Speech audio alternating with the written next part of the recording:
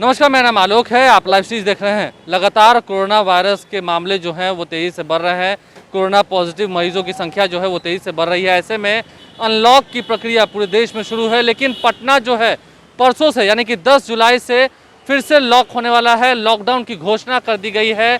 पटना के जिलाधिकारी कुमार रवि ने आपसे थोड़ी देर पहले हमसे बातचीत करते हुए कहा साफ साफ कि परसों से यानी कि 10 जुलाई से लॉकडाउन की शुरुआत हो रही है। सुबह से ही शुरुआत हो जाएगी इसकी। हालांकि फल की दुकानें हो, सब्जी की दुकानें हो या दवा की दुकानें हो, जैसे पहले लॉकडाउन के समय में खुलती थी वैसे खुली रहेंगी, लेकिन वो भी लिमिट टाइम के अंदर। उसके लिए भी समय दिया गया है। और ऐसे में अब लोगों को थोड़ा सचेत होना होगा। राजधानी पटना जिस तरीके से कोरोना का हब बनते जा रहा था, आंकड़े पटना में तेजी से बढ़ रहे थे, इसको लेकर ही प्रशासन ने ये आदेश दिया है। आगे क्या कुछ कर रहे हैं पटना के जिलाधिकारी कुमार रवि, जरा सुनिए। सरकारी ऑफिसेज हैं जो ज़रूरी सेवाओं से अलग हैं, और साथ ही जितने प्राइवेट ऑफिसेज हैं या इस्टेब्लिशमेंट्स हैं, कमर्शियल इस्टेब्लिशमेंट हैं जो कि ज़रूरी सेवाओं और आवश्यक सेवाओं से अलग हैं, उनको बंद करने का निर्देश दिया गया है।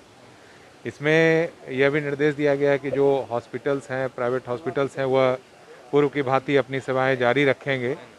और इसमें जो सरकार से निर्देश प्राप्त हुआ है मास्क लगा करके सार्वजनिक जगहों पर जाने के लिए, उसके बारे में सभी पदाधिकारियों को विशेष निर्देश दिए गए हैं। सभी अनुमंडल पदाधिकारियों को, शहरी क्षेत्र के सभी थाना अध्यक्षों को, नगर निगम के पदाधिकारियों को ये फाइन करने की शक्तियाँ प्रदान की गई हैं। और साथ ही कहीं भी भीड़ भाड़ नहीं हो, इसके लिए विशेष निर्देश दिया गया है। जो भी रिलीजियस प्लेसेस ऑफ वर्शिप हैं उसको भी बंद करने का आदेश दिया गया है, ताकि वहाँ पर किसी तरह से भीड़ भाड़ के कारण संक्रमण की संभावना नहीं बने। तो ये अभी एक सप्ताह के लिए इसको शुक्रवार से प्रारंभ हो करके बृहस्पतिवार तक इसको लागू किया गया। क्या छूट रहेगी सर इसमें जो आवश्यक सेवाएं हैं, जैसे जो किराने की दुकान है, मेडिसिन की शॉप्स हैं, बैंकिंग सेवाएं हैं, एटीएम सेवाएं हैं, टेलीकम्युनिकेशन है, प्रिंट इलेक्ट्रॉनिक मीडिया है, ये सबको छूट दी गई है। लेकिन जो भी कमर्शियल इस्टेब्लिशमेंट हैं, चाहे उन सभी प्राइवेट कमर्शियल इस्टेब्लिशमेंट को बंद करने का आदेश दिया गया है। साथ ही जितने सरकारी ऑफिसेज हैं उसमें जो ज़रूरी सेवाएं हैं, जैसे डिस्ट्रिक्ट एडमिनिस्ट्रेशन है, पुलिस की है, फायर सर्विसेज है, इलेक्शन रिलेटेड है, डिजास्टर मैनेजमेंट रिलेटेड है, टेलीकम्युनिकेशन है, इन सभी सेवाओं की जो ऑफिसेज हैं वो खुलेंगी, जो कि मिनिमम स्ट्रेंथ पर काम करेंगी। और शेष सभी ऑफिसेज के बारे में निर्देश दिया गया है कि उसको बंद रखा जाएगा। चेकिंग जैसे पहले होती थी उसी तरह होगी चेकिंग? हाँ, चेकिंग के लिए भी विशेष निर्देश दिया गया है। जो वाहनों की चेकिंग है उसके बारे में निर्देश दिया गया है कि जो भी सार्वजनिक परिवहन का उपयोग कर रहे हैं, अगर वो बिना मास्क के आते जाते हैं, अगर उपयोग करते पाए जाएंगे तो वाहन को जब्त किया जाएगा। और जो भी इस तरह से बिना मास्क के सार्वजनिक जगहों पर, कार्यस्थल पर देखेंगे, वहाँ जो फाइन का प्रोविज़न है उसको फाइन भी किया जाएगा। और अभी बहुत ही ज़रूरी है, क्योंकि जो हाल के दिनों में पटना में संक्रमण की स्थिति है उसमें काफ़ी तेज़ी देखने को मिली है, और उसमें जो लोगों का मूवमेंट है और जो कई स्थानों पर मार्केट में भीड़ देखी जा रही थी, उसको देखते हुए निर्णय लिया गया है। जो सब्जी मार्केट है या फल की दुकानें हैं या फिर जो फ़िश की दुकानें हैं, मीट की दुकानें हैं, उन सभी के लिए ये निर्देश दिया गया है कि प्रातः 6 बजे से 10 बजे तक और संध्या 4 बजे से 7 बजे तक ही खुलेंगी। शेष अवधि में वो बंद रहेंगी। कोई भी रोड पर अनावश्यक रूप से भीड़ इकट्ठा नहीं की जाएगी, ये निर्देश दिया गया है, ताकि जो ये लगातार संक्रमण की संख्या इधर बढ़ी है उस पर नियंत्रण पाया जा सके और जो चेन है उसको तोड़ा जा सके। सीमाओं से बाहर नहीं जा सकते हैं।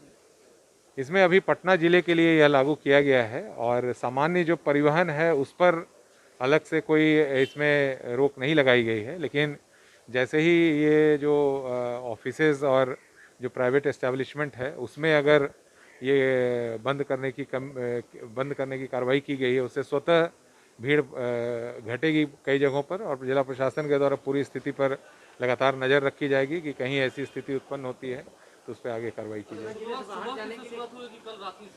नहीं, ये शुक्रवार की सुबह से जो है उसको लागू किया गया। ये पटना जिले से इसको बाहर जाना है तो पास वगैरह पास की आवश्यकता नहीं होगी। जो परिवहन के बारे में जो बताया गया है कि जाने आने में उस पर इस तरह किसी तरह के प्रतिबंध नहीं लगाए गए हैं, जो अनलॉक 2.0 है उसी के अनुसार परिवहन हो, चाहे इंडस्ट्री के कार्य हों, चाहे जो सरकारी योजनाएं चल रही हैं जिसमें रोजगार सृजन होता है, वो सब चलती रहेंगी। लेकिन जो एस्टैब्लिशमेंट हैं, बाज़ार है, उन सब में जो अनावश्यक भीड़ लगती है उसको देखते हुए ये 1 सप्ताह के लिए लॉकडाउन करने का निर्णय लिया गया। ये कल का गैप जो दिया गया है इसकी कुछ खास नहीं, इसमें लोगों ये मुख्य रूप से है कि लोगों को समय दिया जा रहा है और साथ में क्योंकि कई जो प्रशासनिक पदाधिकारी हैं उनको भी यह सूचनाएं पर्याप्त समय पर मिले और आम जनता को भी पर्याप्त सूचनाएं मिल जाए, क्योंकि पूरे ज़िले में लागू किया जा रहा है और पटना एक बड़ा ज़िला है, उसको देखते हुए यह समय दिया गया। Thank you. सीमा सील भी होगी क्या सर?